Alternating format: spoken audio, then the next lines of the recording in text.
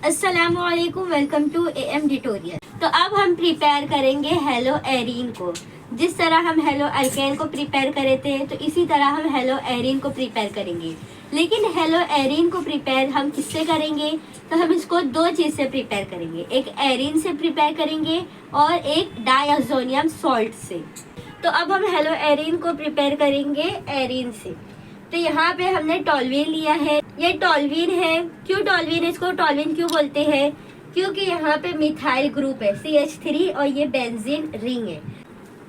Plus chlorine, यहाँ पे हमने क्लोरीन लिए है क्योंकि हमको हेलो एरीन बनाना है, ठीक है। और in the presence of Fe dark, तो हमको प्रोडक्ट में क्या मिलेगा? हमको दो प्रोडक्ट मिलेगा, ठीक है। तो एक प्रोडक्ट हमको क्या मिलेगा? ऑर्थो मिलेगा।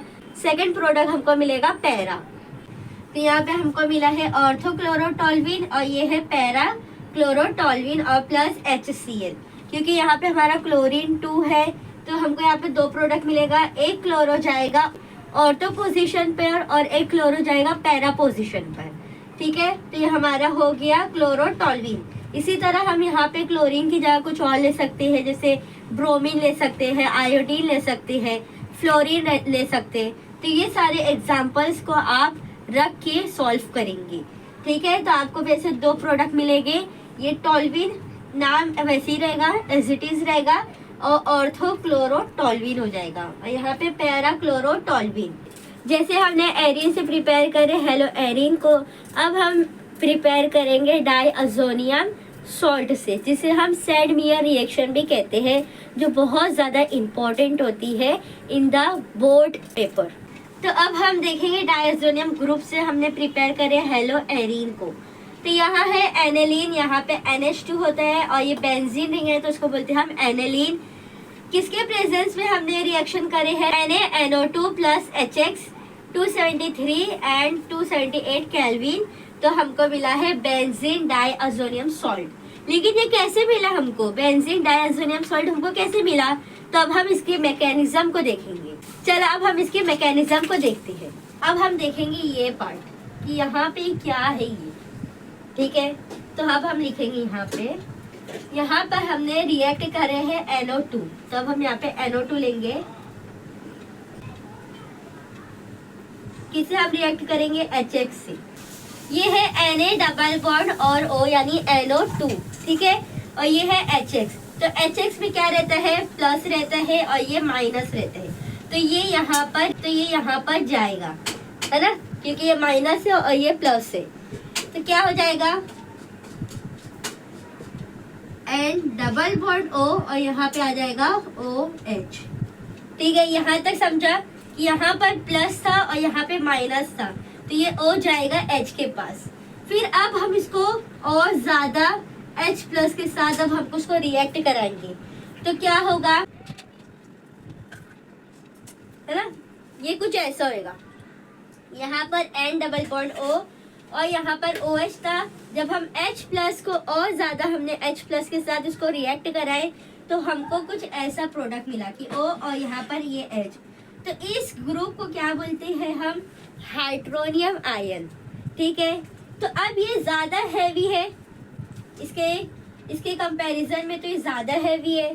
तो ये क्या होगा कि ये ग्रुप निकल जाएगा, ये ग्रुप यहाँ से निकल जाएगा, ठीक है।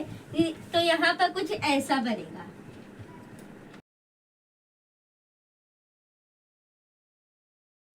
है ना। यहाँ पर N डबल बॉन्ड और यहाँ पे प्लस आएगा, ये कुछ ऐसा बनेगा। तो उसको एनेलीन के साथ रिएक्ट कर, यहाँ पर जो हमारा प्रोडक्ट है N डबल बॉन्ड O, तब हम इसके साथ रिएक्ट करेंगे N plus double bond O। तो क्या होगा? यहाँ पे क्या है? लोन पेयर इलेक्ट्रॉन है। ये N के पास क्या है? लोन पेयर इलेक्ट्रॉन है और यहाँ पर है प्लस। तो क्या होगा? ये N और ये N एक दूसरे के साथ क्या हो जाएंगे? कंबाइन हो जाएंगे। कुछ इस तरह होएगा, देखो जैसे यहाँ पर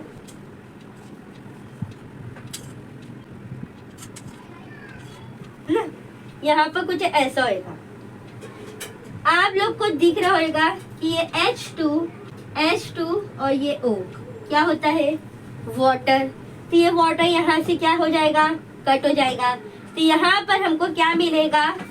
तो हमको क्या मिलेगा N2 प्लस। ठीक है, तो यहाँ तक था हमारा ये मैकेनिज्म कि यहाँ ये कैसे आया N2। तो N2 के साथ जब हम रिएक्ट कराएंगे एक हैलोजन को तो हमको मिलेगा बेंजीन डायज़ोनियम सॉल्ट। ठीक है, तो जैसे यहाँ पर है एनालीन से हमने प्रिपेयर करे है बेंजीन डायज़ोनियम सॉल्ट और इसकी मैकेनिज्म कुछ ऐसे है। तो ये थे हमारे डायज़ोनियम ग्रुप का कि हेलो अल्केन और हेलो एरीन कैसे प्रिपेयर होते हैं और कैसे इनकी फिजिकल प्रॉपर्टीज रहती है। तो अब बच्चों, अब हम इनकी केमिकल रिएक्शन की बात करेंगे, लेकिन सबसे पहले हम डिस्कस करेंगे इनके केमिकल प्रॉपर्टीज के बारे में। क्यों? क्योंकि इनकी केमिकल प्रॉपर्टीज ही बताएंगी कि कैसे रिएक्ट करते हैं दूसरों के साथ। ठीक है, तो चलो सबसे पहले हम केमिकल प्रॉपर्टीज में कुछ छोटे छोटे चीजों पर डिस्कस करेंगे। तो सबसे पहले हम बात करेंगे बॉन्ड स्ट्रेंथ के बारे में। ठीक है, हेलो अल्केन और हेलो एरीन में होता क्या है? हैलोजन होता है।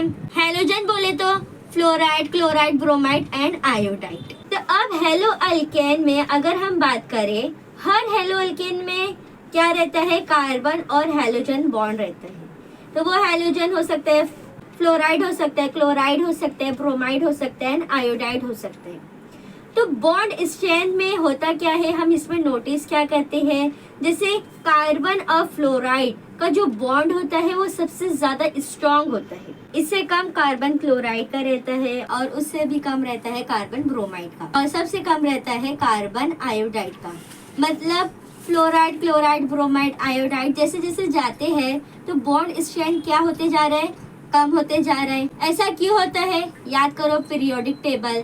फ्लोराइड, क्लोराइड, ब्रोमाइड, आयोडाइड जैसे जैसे नीचे की तरफ जाते हैं उनके साइज में इंक्रीज होती है, साइज में इंक्रीज होती है। अब देखो कि दो एटम्स है, इनके बीच में क्या है? बॉन्ड है। एक तरफ कार्बन है और दूसरी तरफ हैलोजन है।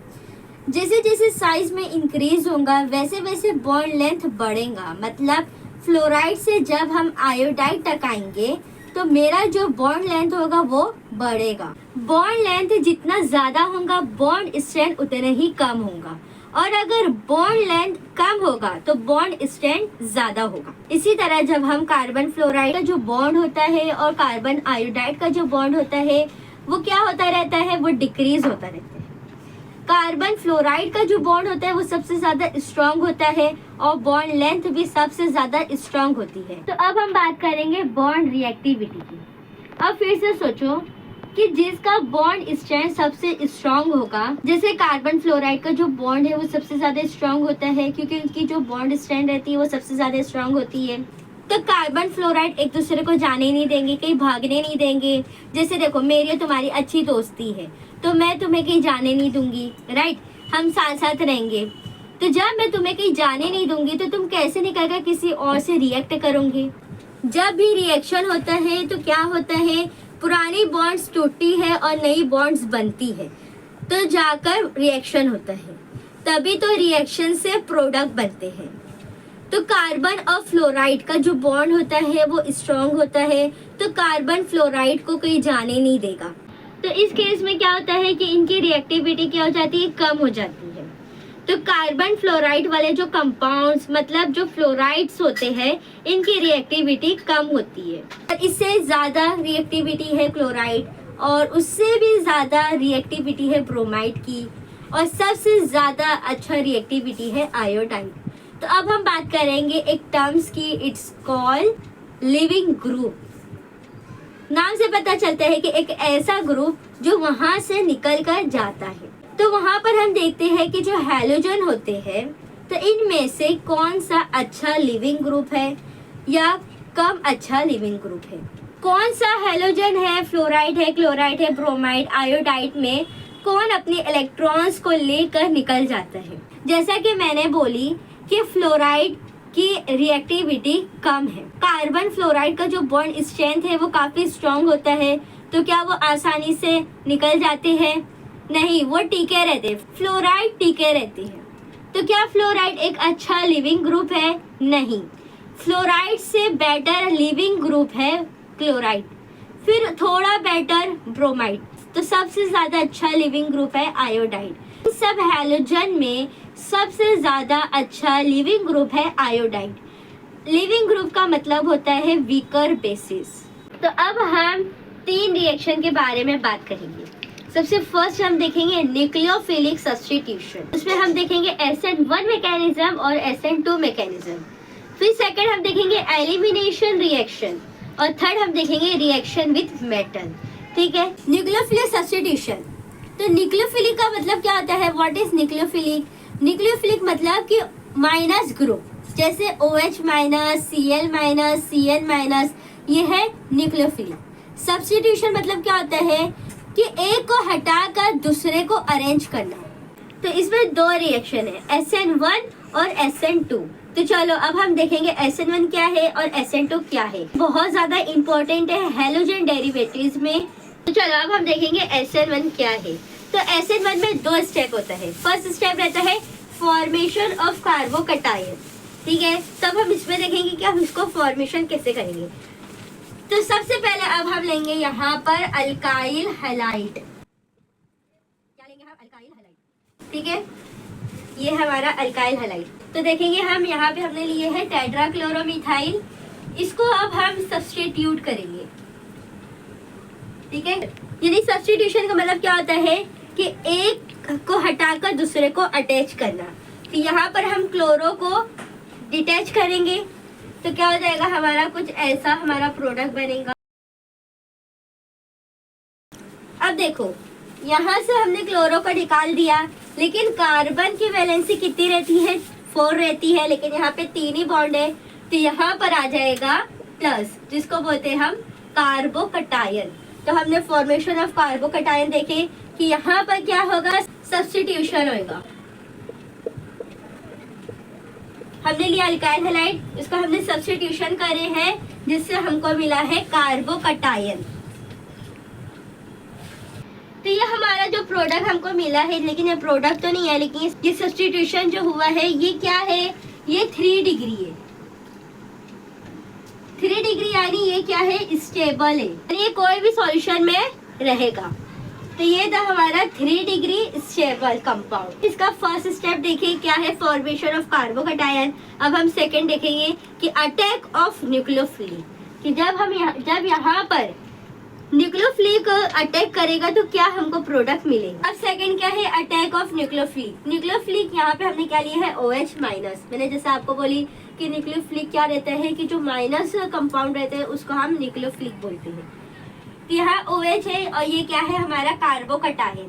कार्बोकटायन जब OH न्यूक्लियोफिलिक से रिएक्ट करेगा तो हमको क्या मिले? देखो यहाँ पे प्लस है, यहाँ पे माइनस है, तो ये दोनों अपोजिट चार्जेस है, तो ये एक दूसरे के साथ क्या हो जाएगी? अटैच होएगी। तो यहाँ पर हो जाएगा हमारा OH यहाँ पे अटैच हो जाएगा।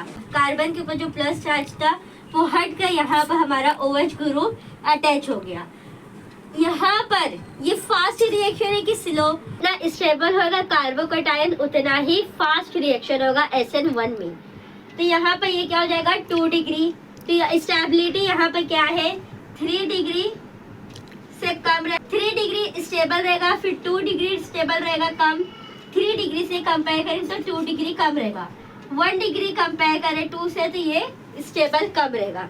तो इसकी स्टेबिलिटी ऐसी रहती है। ये SN1 है लेकिन इसकी स्टेप 2 रहती है। अब हम देखेंगे SN2 मैकेनिज्म। तो ये SN2 मैकेनिज्म, यहाँ पर भी हमने क्या लिए है? अल्काइल हैलाइड लिए है और प्लस हमने OH माइनस लिए है। ठीक है, ये न्यूक्लियोफिलिक है। यहाँ पे क्या होगा कि जो OH रहेगा वो यहाँ से अटैच नहीं होगा, क्योंकि देखो यहाँ पे क्या दिख रहा है? क्लोरीन के पास क्या है? लोन पेयर इलेक्ट्रॉन है, तो वो क्या करेगा? रिपल करेगा। लोन पेयर की वजह से OH यहाँ से अटैच नहीं होएगा, तो OH क्या करेगा कि ये पीछे से सोचेगा कि मैं अटैच हो जाऊं, और यहाँ से जो क्लोरीन है वो भी क्या करेगा? निकलेगा नहीं। तो OH कहाँ से अटैच होएगा? तो OH पीछे से अटैच हुआ, लेकिन पीछे भी क्या है? CH3 है, CH3 है, यानी ये बड़े बड़े ग्रुप है। तो क्या होगा यहाँ पे? देखो यहाँ पे कुछ ऐसी सिचुएशन रहेगी। यहाँ पर क्या होगा कि OH, पहले हम OH का देखेंगे कि OH यहाँ से पीछे से अटैच हो रहा है, तो OH अटैच भी कम होएगा, ठीक है, और क्लोरीन निकलेगा भी नहीं। तो इस कंडीशन को हम बोलते हैं इंटरमीडिएट।